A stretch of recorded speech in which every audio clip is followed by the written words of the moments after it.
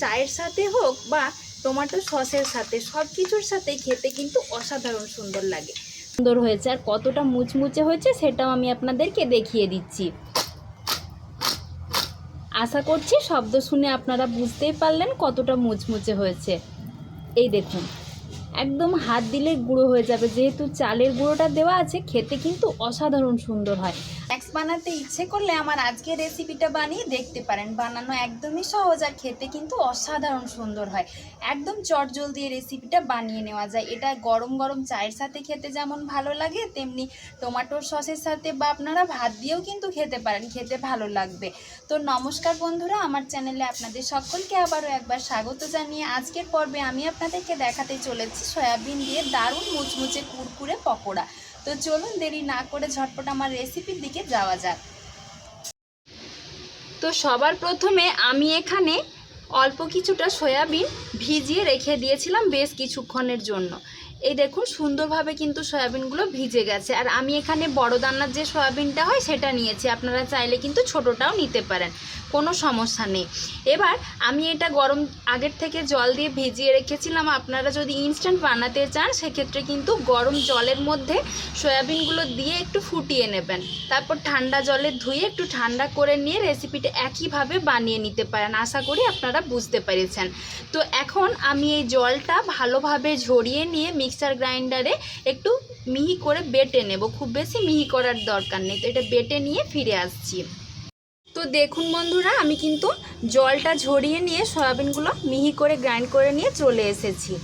একটু গোটা গোটা থাকলেও কিন্তু কোনো সমস্যা তেমন একটা হবে না। এবার সব কিছু একটা বড় বাটির মধ্যে ঢেলে নিচ্ছি। এক এক করে সব উপকরণগুলো মিশিয়ে নেব। সবার প্রথমেই দিয়ে দিচ্ছি পরিমাণ মতো লবণ।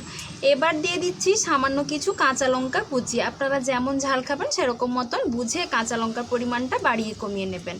আর দিচ্ছি অল্প কিছুটা পেঁয়াজ কুচি। তার সাথে এখানে নিয়েছি সামান্য লঙ্কার গুঁড়ো, হলুদ গুঁড়ো, অল্প একটু গরম মশলার গুঁড়ো, আর এটা হচ্ছে চাট মশলা। সমস্ত কিছুই একসাথে মিশিয়ে নিচ্ছি।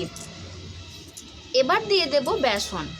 বেসনটা যতটা লাগবে ততটা কিন্তু দিতে হবে। এটা কিন্তু জল ছাড়া মাখার চেষ্টা করবেন, তবে কিন্তু অনেক বেশি মুচমুচে হবে। তো আমি প্রথমে এখানে 3-4 চামচ মতো বেসনটা দিয়েছি, এবার মেখে দেখব। আর এখানে নিয়েছি অল্প কিছুটা চালের গুঁড়ো। চালের গুঁড়োটাও অবশ্যই দেবেন, তাহলে কিন্তু এই বড়াগুলো অনেকটা মুচমুচে হবে।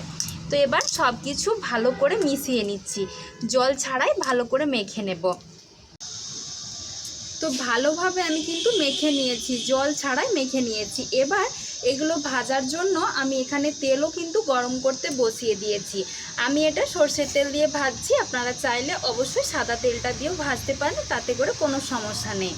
তেল কিন্তু আমার এখানে সুন্দরভাবে গরম হয়ে গেছে। এবার এই সয়াবিনের মিশ্রণটা থেকে অল্প অল্প নিয়ে এভাবে পকোড়ার মতো ছোট্ট ছোট্ট করে দিয়ে ভেজে নেব। আপনারা চাইলে কিন্তু গোল গোল কাটলেটের মতো করেও ভাজতে পারেন, তবে আমি ছোট ছোট করে ভাজছি, এটা দেখতে অনেক বেশি ভালো লাগবে সেই কারণে। এবার আর কি আমরা যেভাবে চপ পকোড়া এগুলো ভেজে থাকি, একটু সময় নিয়ে উল্টে পাল্টে এগুলো ভেজে নিতে হবে। তো একসাথে আমি অনেকগুলোই দিয়ে দিচ্ছি। তো দেখুন বন্ধুরা, একটু সময় নিয়ে উল্টে পাল্টে লাল লাল করে ভেজে নিয়েছি, কত সুন্দর হয়েছে।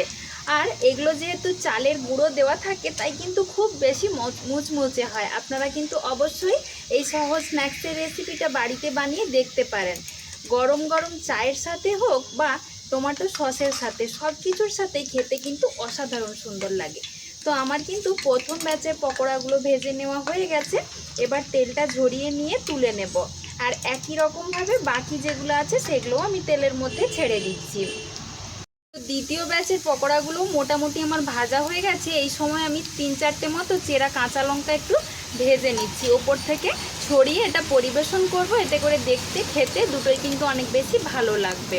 আর এগুলো দেখলেন তো আপনারা, ভাজতে কিন্তু একদমই খুব বেশি সময় লাগে না, খুব কম সময়ে ভাজা হয়ে যায় আর অনেক বেশি মুচমুচে হয়। সেটাও আমি আপনাদেরকে দেখিয়ে দিচ্ছি। আগে এগুলো ভেজে তুলে নিই। তো দেখুন বন্ধুরা, সবগুলো পকোড়া কিন্তু আমি ভেজে নিয়ে চলে এসেছি। আর এগুলো দেখতে কতটা সুন্দর হয়েছে আর কতটা মুচমুচে হয়েছে সেটাও আমি আপনাদেরকে দেখিয়ে দিচ্ছি। আশা করছি শব্দ শুনে আপনারা বুঝতেই পারলেন কতটা মুচমুচে হয়েছে। এই দেখুন, একদম হাত দিলে গুঁড়ো হয়ে যাবে। যেহেতু চালের গুঁড়োটা দেওয়া আছে, খেতে কিন্তু অসাধারণ সুন্দর হয়।